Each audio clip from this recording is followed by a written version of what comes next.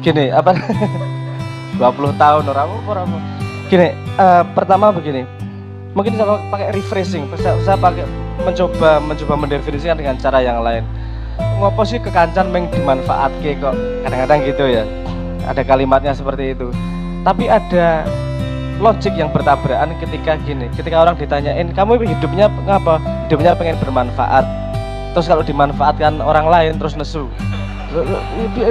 Piye ta jane iki?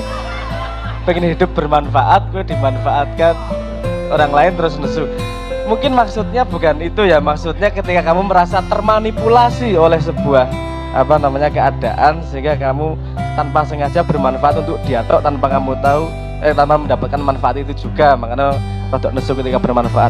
Sekarang gini, semuanya palsu. Itu pertanyaan saya menurut ya Mas. Sekarang gini, emang dirimu yang tidak palsu yang mana Mas? Yang kamu tuh yang mana? Hah? Ruh ki intangible, gue konsep yang gue krungu-krungu saka mbah-mbah gue. Ya tak kamu juga ngambil dari mbah-mbah atau kamu dengar kata ruh dari mana? Nah, adopsi juga tuh dari Quran tuh. Yang mana ruhnya di mana? Di kepala, di kuping atau di dada atau di di akal? Memahami diri. Oke. Karena gini, misalnya badanmu itu tak sampluk, tak silet, tak obong tanganmu kira-kira bengok ra gue. Nesu ya, tapi itu kamu atau bukan sih? Kenapa kamu marah? Katanya bukan kamu, bagian dari kamu. Tapi itu benar milikmu, boh. Oh, isi orang ngomong sing dhuwur-dhuwur ya. Gini aja lah. Kamu kan lahir kecil nih. Itu aja disumbang oleh bapakmu dan ibumu. Sama ibumu disumbang telur, sama bapakmu disumbang uang udara. Uang udara ki bahasa Inggris lah. Uang ki bahasa Inggrisnya apa? Udara ki air ya. Tadi uang udaranya bapakmu, air money bapakmu disumbang bapakmu, disumbang ibumu, bukan punyamu. Kamu lahir kecil, terus kok bisa jadi gedenya segini? Karena kamu ngumpulin dari sekitarmu, ngumpulin tempe, ngumpulin sego, ngumpulin kopi, ngumpulin susu ibu, ngumpulin susu ngumpulin pokoknya ngumpulan dari luar dalam dirimu untuk membangun dirimu. Berarti itu kan yang kamu kumpulkan seumur hidup, tetap bukan dirimu, karena ya. Ini kita ngomong kepalsuan dulu. Terus akalmu juga yang dirimu yang mana? Bahasa kamu belajar dari lingkungan, dari orang tua, konsep belajar dari guru, dari baca buku. Lu sing yang kamu yang mana? Bukankah itu semua palsu kalau ngomong aku dan kamu? Jangan-jangan intinya bukan pada asli dan palsu. Nah, saya ingin mencoba membuat case dari situ. Kalau kamu ngomong semuanya palsu kok nggak ada yang asli. Kasih saya contoh satu hal yang asli menurutmu itu apa? Saya sendiri, ya kamu tuh yang mana? Orang cuma kumpulan tempe sama denger-denger dikumpulin jadi konsep kok. Saya kasih contoh gini aja lah. Kamu kalau mandi sabunan mana duluan? Hah? Badan duluan. Kenapa kok badan duluan? Bener bahwa kamu mikir karena saya sabunan yang terdekat adalah badan, berarti saya sabunan duluan badan. Pernah mikir gitu? Ya otomatis ya itu. Ya karena kebiasaan diajari ibumu. Sabunan itu bukan dirimu loh. Sabunan mandi aja turunan dari ibu. Makanya saya tanya, yang asli itu yang mana sih sebenarnya? Karena ini bukan statement itu bukan statement sederhana.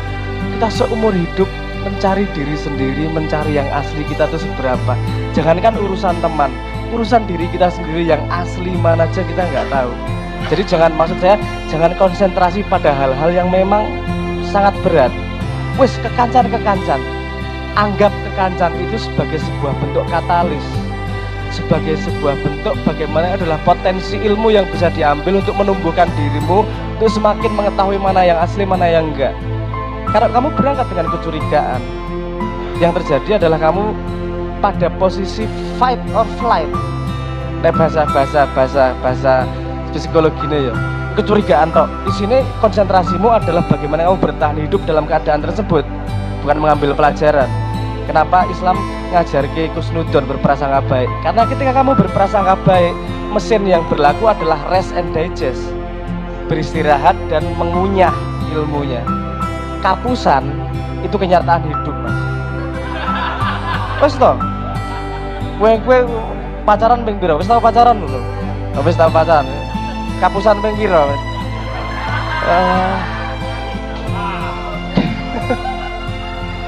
Jadi wis tau, kapusan dan segala macam itu karena gini, kita tidak mungkin mengetahui kebenaran tanpa mengalami kesalahan atau kegagalan.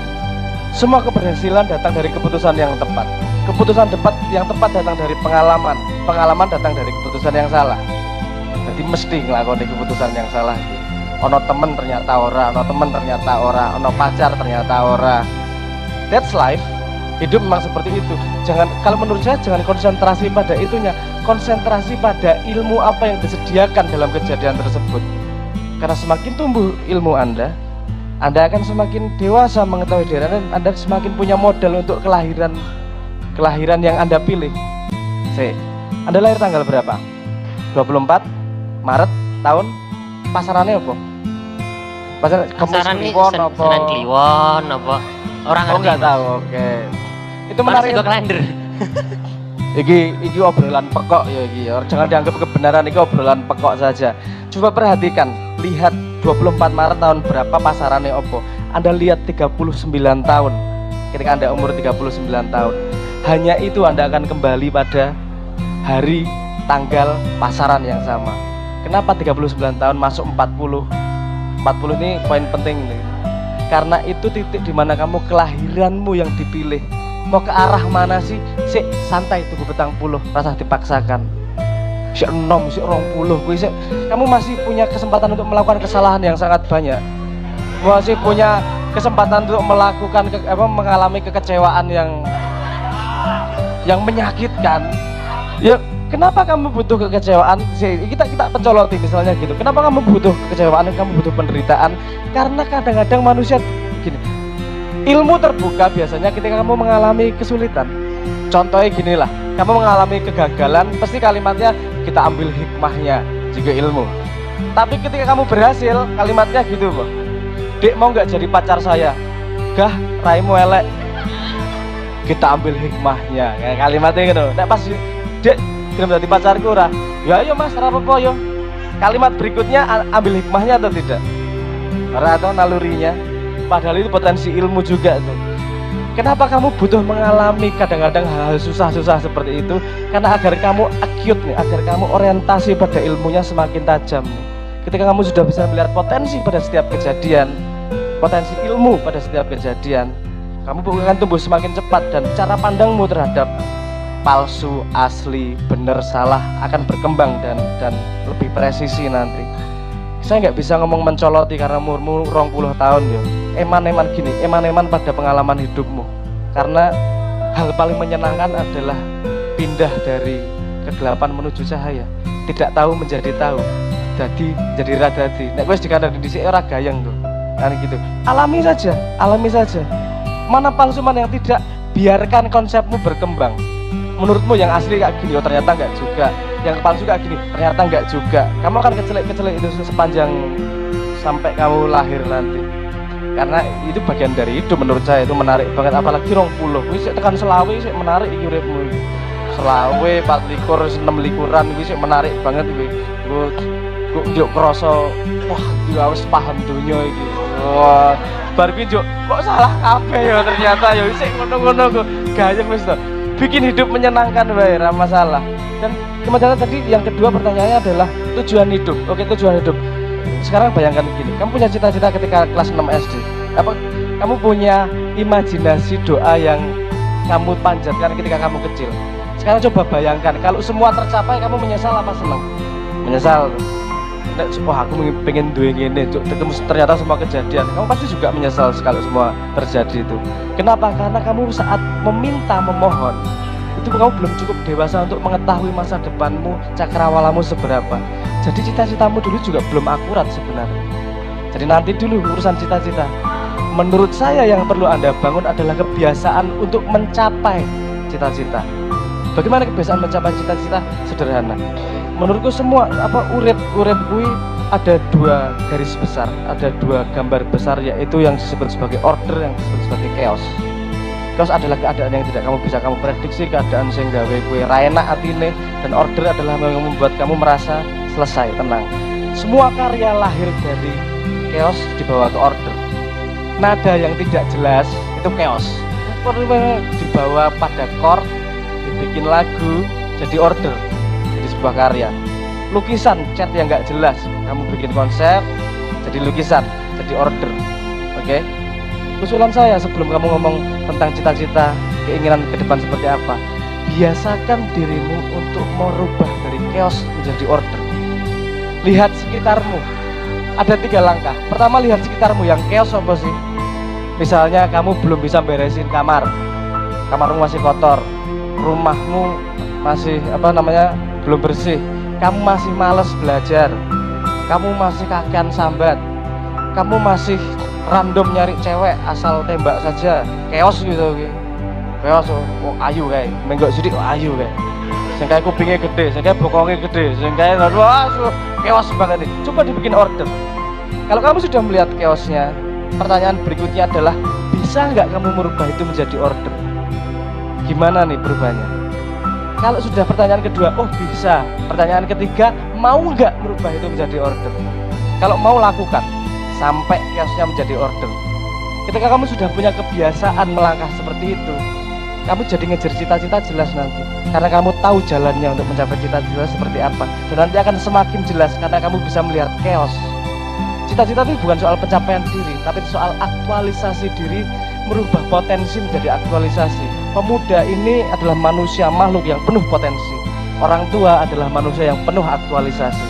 Tugasmu dari muda menjadi tua adalah merubah semua potensi menjadi aktualisasi sebanyak-banyaknya. Bagaimana caranya? Salah satunya adalah melatih merubah chaos menjadi order. Hati rasah mikir dan gandeng Indonesia saat durung kamarmu resik. Gitu ya. Ya Pak paham maksud saya. Urasa mikir maksudnya ini konstitusi kita belum beres. Saya aduh sob sedino ping pindho sik. Sabunan sing resik. Nah gitu loh. Maksudnya karena kebiasaan itu bisa dilatih itu. Handle dari yang kecil karena lama-lama akan menjadi besar tanggung jawabnya. Dan kamu akan punya harga diri dalam hidup. Kenapa? Karena kamu merubah chaos menjadi order. Kamu punya kontribusi terhadap kehidupan. Kamu punya kontribusi, ada gunanya kue urip kidadian. Karena merubah jadi chaos, dari chaos menjadi order. Gak perlu ngomong besarnya seberapa. Mau dulu, bisa dulu. Nanti kalau Tuhan memberi jalan, kamu akan diberi chaos yang lebih besar. Karena setiap orang melihat chaos yang berbeda. Semakin tinggi dalam tanda petik, semakin tinggi makomnya, dia akan melihat chaos yang semakin yang levelnya berbeda dengan orang yang makomnya lebih rendah. Tapi gue rasa gak semakom. Yang penting kanggo uripe, coba lihat chaosnya. Urusan resik omah ki rasa sederhana loh. Jadi cita-cita nanti saya yakin akan muncul sendiri dalam hidupmu, dalam pikiranmu. Ketika kamu sudah sampai pada pandangan yang fix terhadap dunia. Ada hal-hal yang tidak bisa dipaksakan. Teknologi secanggih apapun, hamil tetap 9 bulan 10 hari. Secanggih apapun otak dan pengalaman dan segala macam, pertumbuhan ruh dalam tanda petik itu tetap butuh waktu juga, pendewasaan itu. Jadi alami itu dan membiasakan diri untuk berubah chaos menjadi order. Itu usulan saya.